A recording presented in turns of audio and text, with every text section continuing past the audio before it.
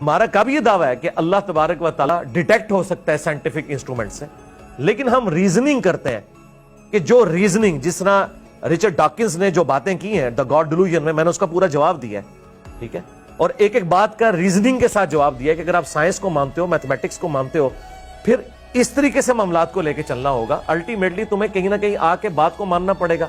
یہ ہو نہیں سکتا کہ ایک طرف آپ سائنس کا سہارا لیں۔ مثلا میں آپ چھوٹی سی مثال دیتا ہوں، انٹروپی فزکس کی لینگویج میں ایک ٹرم یوز ہوتی ہے، ڈس آرڈر کو انٹروپی کہا جاتا ہے۔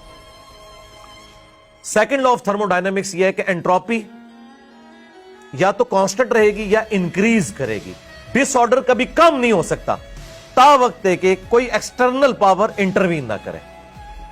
یہ ایک اسٹیبلش لا ہے اور ہم نے دنیا میں دیکھا ہے۔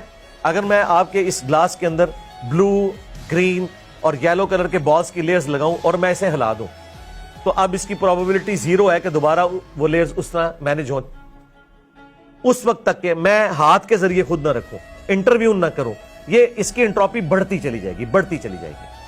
تو سرکار یہ بگ بینگ کون سا ڈس آرڈر ہے کہ اس کے بعد 20 لاکھ سے زیادہ مخلوقات زمین پہ آباد ہو گئی ہیں، اتنی ہارمونی کے ساتھ چیزیں ایلپٹیکل آربٹس کے اندر گھوم رہی ہیں، یہ کسی کے انٹروین کرنے سے ہوا ہے نا۔ ادروائز دھماکہ تو ڈس آرڈر لاتا ہے۔ یہ کون سا دھماکہ ہے جس نے اتنا بڑا آرڈر کریٹ کیا ہے؟ اس کے بغیر کوئی چارہ نہیں ہے کہ God is the only explanation of all the physical phenomena in this universe. پھر اس نے ایک اور بات کی تھی کہ جی جو فریڈ ہائل نے کہا تھا نا کہ جس طرح کوئی ہوائی جھکڑ ایک کوڑے کے ڈھیر سے اٹھا کر ملبے کو بوئنگ 747 نہیں بنا سکتا نا، اس طرح انسان بھی نہیں بن سکتا بغیر کسی کریٹر کے۔ یہ زیادہ کمپلیکس ہے۔ تو اس پہ رچرڈ ڈاکنز نے ایک باب باندھا تھا دا گاڈ ڈیلوژن میں، دا الٹیمیٹ بوئنگ 747۔ اس نے کہا گاڈ الٹیمیٹ بوئنگ 747 ہے۔ اگر انسان اتنا کمپلیکس خدا کے بنائے بغیر نہیں بن سکتا تو خدا کا بھی کوئی کریٹر ہونا چاہیے۔ تو اس کو پھر میں نے میتھمیٹیکل جواب دینا تھا نا، کہ میں نے مان لیا کہ خدا کا بھی کوئی کریٹر ہے، تو پھر وہ کریٹر تو اس سے بھی زیادہ کمپلیکس ہے، اس کا بھی کوئی کریٹر ہونا چاہیے، پھر اس کا بھی کوئی کریٹر، اور یہ انفینٹ پرابلم ہے۔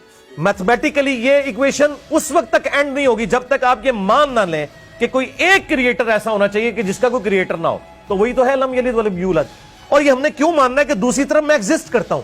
اگر یہ تھیوری ہوتی تو آپ ریجیکٹ کر دیتے۔ پریکٹیکلی میں ایگزسٹ کر رہا ہوں، بگ بینگ بھی ایگزسٹ کر رہی ہے۔ اسٹیڈی سٹیٹ تھیوری جو 18ویں اور 19ویں صدی میں آئی تھی کہ کائنات ہمیشہ سے ہے، دیکھیں وہ کتنے سمجھدار تھے اس وقت کے ایتھیسٹ، انہیں پتا تھا کہ اگر ہم نے یہ مان لیا نا کائنات بنی ہے تو کریٹر ماننا پڑے گا۔ انہوں نے کہا ہمیشہ سے ایسا ہی ہے۔ یہ تو اللہ بھلا کرے حضرت ہبل کا وہ ٹیلیسکوپ کے ذریعے نہ دیکھتے، اور پھر ریورس میں ہم ٹائم میں نہ جاتے، اور پھر 1980 میں ڈسکوری شٹل نہ جاتی، اور وہ یہ ساری ریڈیشنز نہ دریافت ہوتی، تو ہمیں کبھی بھی بگ بینگ جو ہے اسٹیبلش نہ ہوتا۔